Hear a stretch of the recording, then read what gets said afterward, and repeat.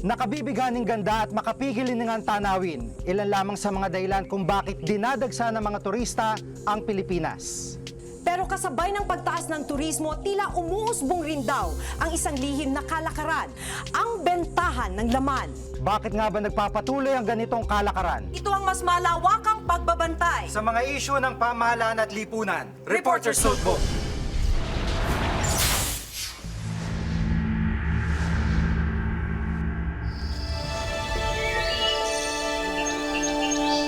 Hindi may kakailang mayaman ang Pilipinas sa biyaya ng kalikasan.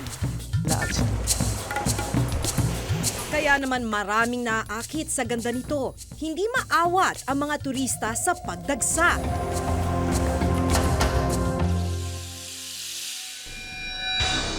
Pero ang ilang tourist spots, hindi lang daw dinarayo dahil sa ganda. May iba pa raw dahilan kung bakit nauhumaling ang ilang turista sa ilang lugar.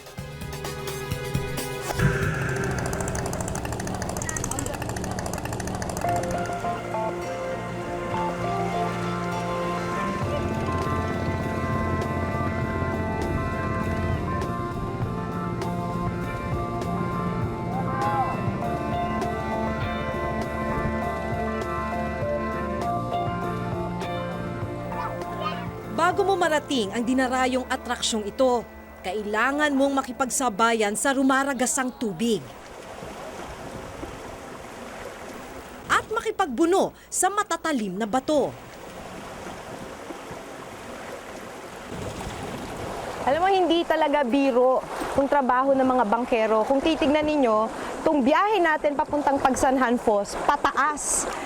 Tapos yung current o yung tubig, pababa naman. Kaya yung mga bangkero talagang nagtratrabaho na iakyat itong bangka hanggang makarating dun sa Pagsanhan Falls.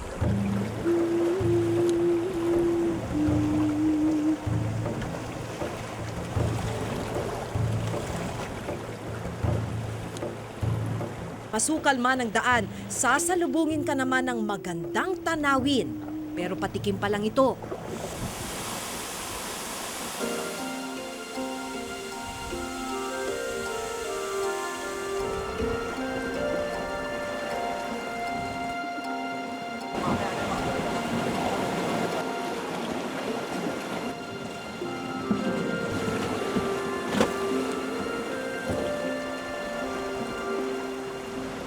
Dahil sa dulo ng mahabang ilog, tatambad sa'yo ang makapigil hiningang Pagsanhan Falls, isang kilalang tourist destination sa Laguna.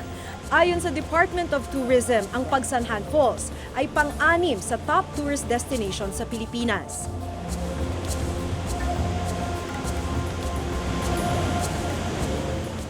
Ang problema, hindi lang to dinarayo dahil sa ganda ng lugar, kundi dahil din sa bentahan ng laman. Minsan nang napasabak sa ganitong kalakaran ang 15 taong gulang na si Alex, hindi niya tunay na pangalan. Isang foreigner na bumisita sa Pagsanhan, ang una niyang naging customer. 13 taong gulang pa lang siya noon. Barkada po, sasama po ako. Nirekomenda na sa Amerikano. Tapos, ayun po, pinapaano kami ng Amerikano. Kasama ang 4 niyang kabarkada, dinala sila ng turista sa isang tagong lugar. Sa pilitan daw silang pinagamit ng droga. At pagkatapos, Inaano po kami, ginagala po kami. Inaano po yung namin, ari. 500 piso ang ibinayad kay Alex at sa mga kaibigan nito. Pinaghati-hatian pa nila ito. Ulila sa ina, tas tricycle driver lang pong tatay ko. Minsan po, mahina ang tricycle, hindi pa makapag-boundary. Ayun po, kaya po nasabi ko pong mahirap ang buhay. Tawag ng pangangailangan din ang nagtulak kay Edwin, hindi niya tunay na pangalan, para pasukin ang bentahan ng laman sa Pagsanhan. Pagsasagwan na ang nakagisnang hanap buhay ni Edwin. 150 pesos ang karaniwang kinikita ng isang bangkero kada araw. At dahil hindi ito sapat para buhayin ang pamilya, napilitan siyang kagatin ang alok ng ilang foreigners. Bali, yung kasangga ko po, tinawag ko kami doon sa isang hotel na yon dahil kami ang babangka doon. Napatapat po sa amin yung kaibigan kong yun nga, yung puting yun, na siya ang naging pasero ko. Ngayon siguro nagandahan sa serbisyo ko, yun naging kaibigan ko po siya. Dahil direktang nakakasalamuha ang mga dayuhan, wala na raw bugaw na namamagitan sa transaksyon. Hindi kanya tinatanggi dahil mahirap ang buhay eh.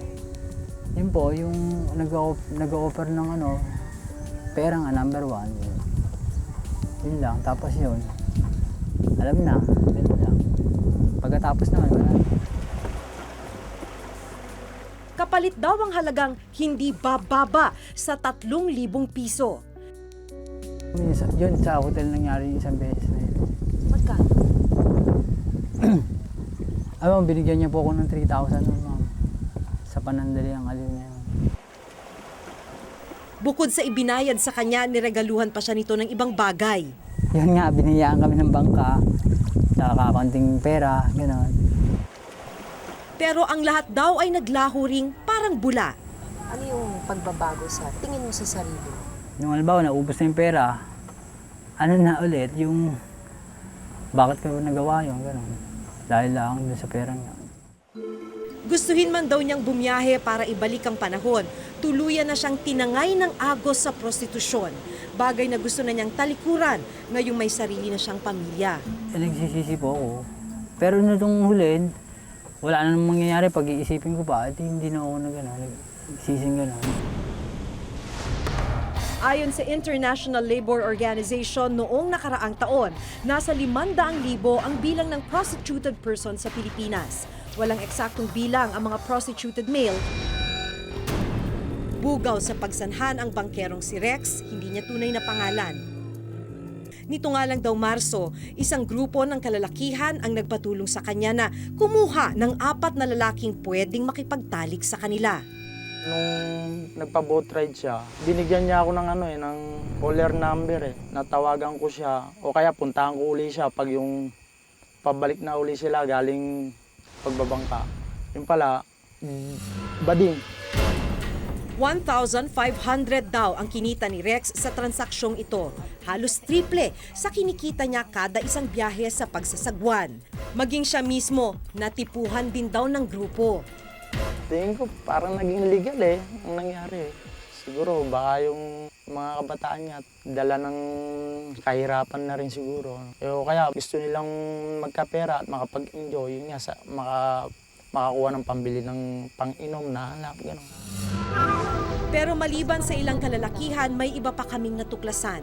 Sa aming paglilibot sa pagsanhan pagkagat ng dilim, napag-alaman naming hindi lang lalaki at bangkero ang target ng ilang turista. Sa mismong kalsada sa boundary ng Santa Cruz at Pagsanhan, namataan namin ang 3 babaeng sa unang tingin ay tila nag-aabang lang ng sasakyan. Maya-maya pa, nilapitan na siya ng aming asset at sinabing may mga kaibigan siyang foreigners na naghahanap ng babae.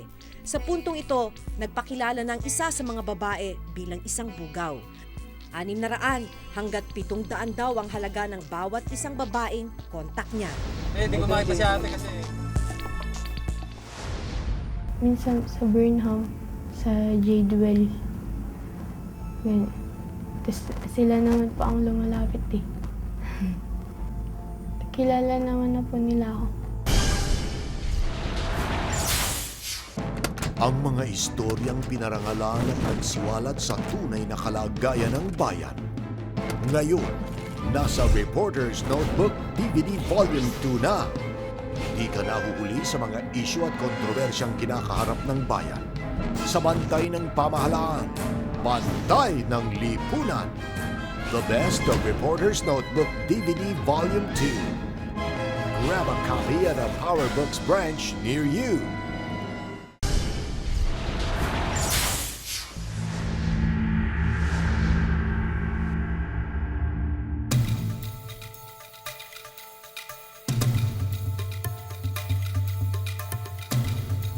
Kilalang Baguio sa nagaganda ang mga bulaklak, malamig na klima, at kaaya-ayang tanawin. Noong nakarang taon, Nasa mahigit 700,000 bilang ng mga turistang dumayo sa tinaguriang summer capital ng bansa.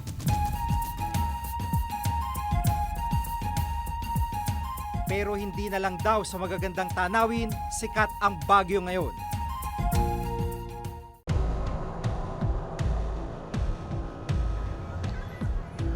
Sanggol pa lang nang abandonahin ng ama, ang 15 taong gulang na si Candice, hindi niya tunay na pangalan. Nahatulan naman na makulong na habang buhay ang kanyang ina dahil sa kaso ng droga. Ang kanyang tiyuhin na ang nag-aalaga sa kanya, pero nilayasan na niya ito. Ba't ayaw mo sa tito mo? Ayoko. Na-trauma na ako sa kanya nung ginulpi niya ako eh. Madalas ka niya gulpihin? Pati nung asawa niya dati. Pangarap ni Candice maging seawoman, pero second year high school lang ang kanyang naabot. Gusto mo mag-aral? Gusto ko para matupad ko yung pangarap ko. Pero ba't ka tumigil? Kasi wala naman na magpapaaral sa akin. Ang parking ito sa Baguio nagsilbing tahanan na ni Candice. Dito siya naliligo, natutulog, at pagsapit ng gabi, naghahanap buhay. Sa pag-alok ng panandaliang aliw, kumikita si Candice. Kadalasan, mga foreigner umano ang customer niya. Minsan sa Burnham, sa Jadewell. Ganyan. Tapos sila naman po ang lumalapit eh. Kilala naman na po nila ako.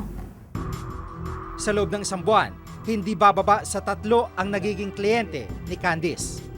Humigit kumulang 3,000 piso ang kinikita niya kada buwan. Mas malaki sa foreigner.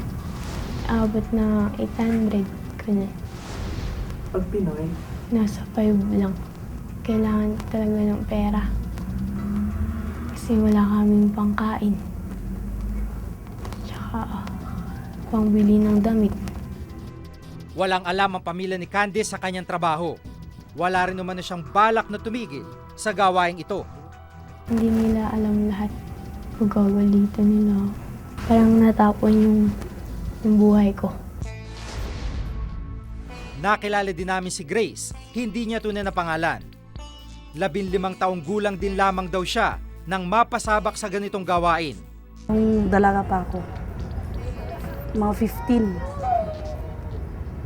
Hanggang ngayon. Ginawa ko kasi dahil nagrebelde lang ako.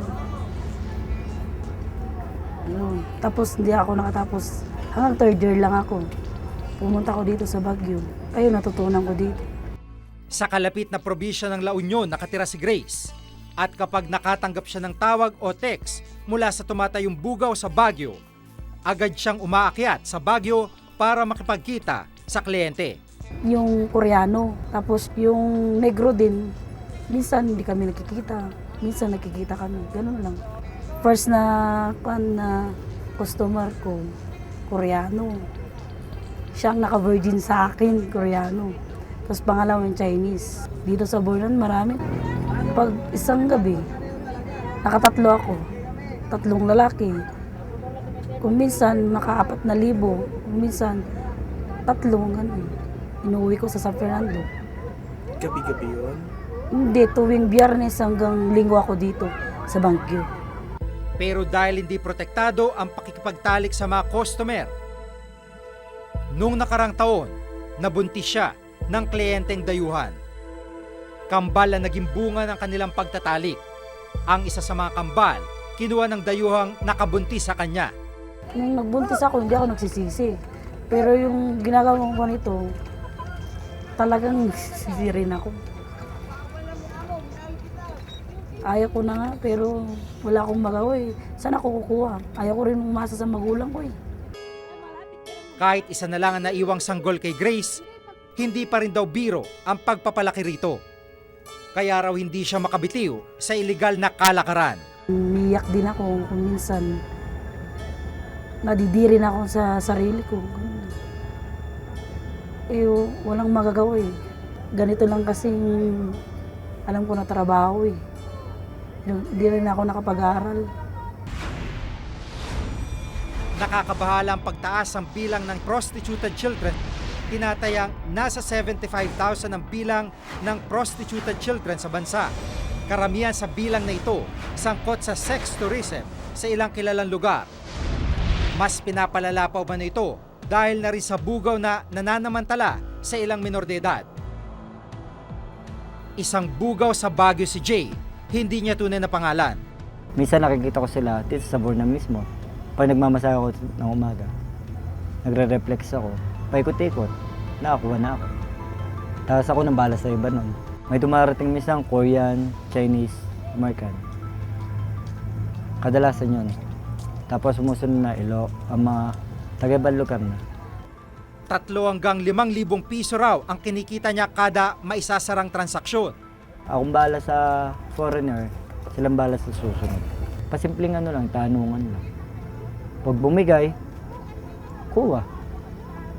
May kita ka, may kita sila. Ganun lang.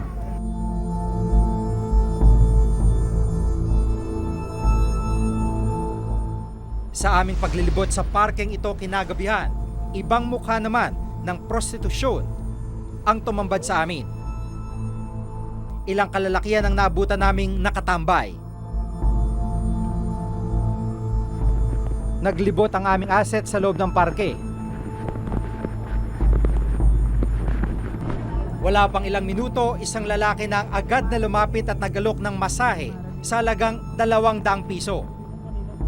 500 piso naman daw kung all the way ang extra service o pakikipagtalik. Maya-maya pa, ilang mga lalaki nasa lubong at lumapit sa aming asset para sa parehong alok.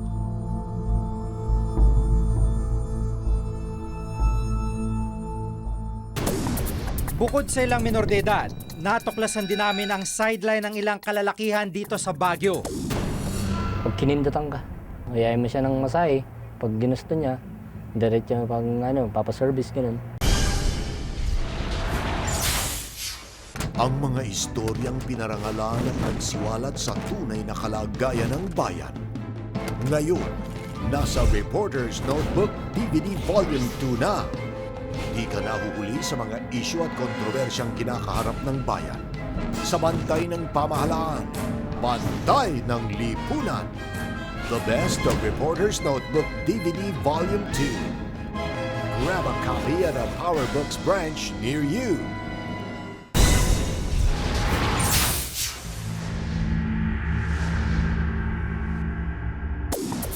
Bukod sa ilang minor de edad, natuklasan din namin ang sideline ng ilang kalalakihan dito sa Baguio. Taxi driver ang 24 na taong gulang na lalaking tatawagin natin sa pangalang Mike. Kumikita siya nang hindi palalagpas sa 1,000 piso kada araw. Pero pagsapit ng dilim, sa parking ito rin ang parada niya. Dayuhan sir, ganun, mga turista. Foreigner, Chinese, ganun.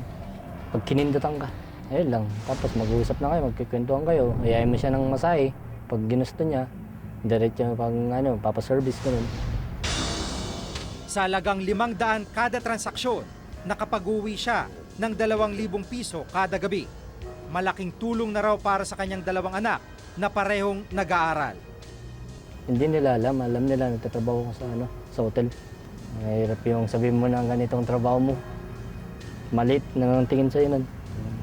Kulang sir yung kinikita ko. Kaya ginagawa ko itong trabaho to. Hanggat marami pa rin ang kumakapit sa patalim, tila magpapatuloy ang ganitong kalakaran. Ang intensibong pagbabantay daw ng pamahalaan ang dapat na pag-ibayuhin upang mapigilan ang paglaganap nito. Ang sex tourism ay nagpapatuloy. Una dahil of course andyan yung mga recruiters, no, yung mga traffickers na yun talagang pinagkakabuhayan nila, hanap buhay, no? Yung law enforcement hindi pa rin ganoon na kahusay ang pag-i-enforce ng mga batas, no, yung sa prosecution natin. Ang kailangan lang dyan actually ay yung improvein pa natin yung mga physical facilities na dapat lagyan dyan. Tulad nung mas marami pang ilaw dapat ang ilalagay natin sa gabi para maiwasan yung mga areas na medyo dark areas where it invites this kind of mga hindi natin kagusto-gustuhan na activities. Sinikap namin kunin ang panig ng lokal na pamahalaan ng Laguna pero tumanggi silang magpaunlak ng panayam. Sa isang pag-uusap sa telepono, sinabi sa amin ni Governor George E.R. Ejercito na masusi nilang binabantayan ang lalawigan at nakatitiyak daw silang wala nang nagaganap na prostitusyon doon. Kung tutusin, marami-raming batas ang dapat sana ipoprotekta sa mga biktima ng prostitusyon. Gaya na lamang ng Revised Penal Code at Republic Act 9208 o Anti-Trafficking Act at nagpaparusa sa sinumang sangkot sa prostitusyon at ang Republic Act 7610 o ang Special Protection of Children Against Child Abuse, Exploitation, and Discrimination Act na pumuprotekta naman sa karapatan ng mga bata laban sa pangabuso. Ayon sa Department of Tourism, sa kabila ng patuloy nilang kampanya sa pag-engganyo sa mga turista na bumisita sa Pilipinas, aminado silang hindi na nila natututukan ang issue ng prostitusyon sa mga lugar na ito. Itong prostitution ay labag sa batas at nakakasira sa ating kabataan. Kaya ang Department of Tourism, meron kaming Child-Wise Tourism programa. Wina-workshop namin yung mga hotel managers, mga tourism frontliners, pati na rin yung mga pulis. Dapat daw ay matutukan din ng pamahalaan ang lumalalang kaso ng sex tourism sa bansa.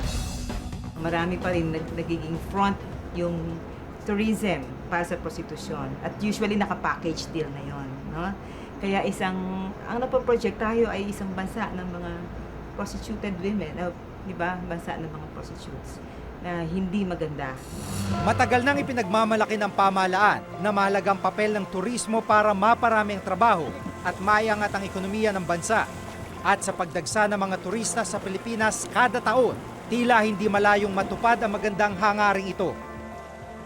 Pero kung ito rin ang magbibigay daan para makompromiso ang moralidad ng ilan nating kababayan, panahon na para magkaroon ng mas mahigpit na pagbabantay ang mga otoridad para masigurong ang dahilan ng pagdayo ng bawat turista ay ang mga ipinagmamalaki nating likas yaman, hindi ang bentahan ng laman.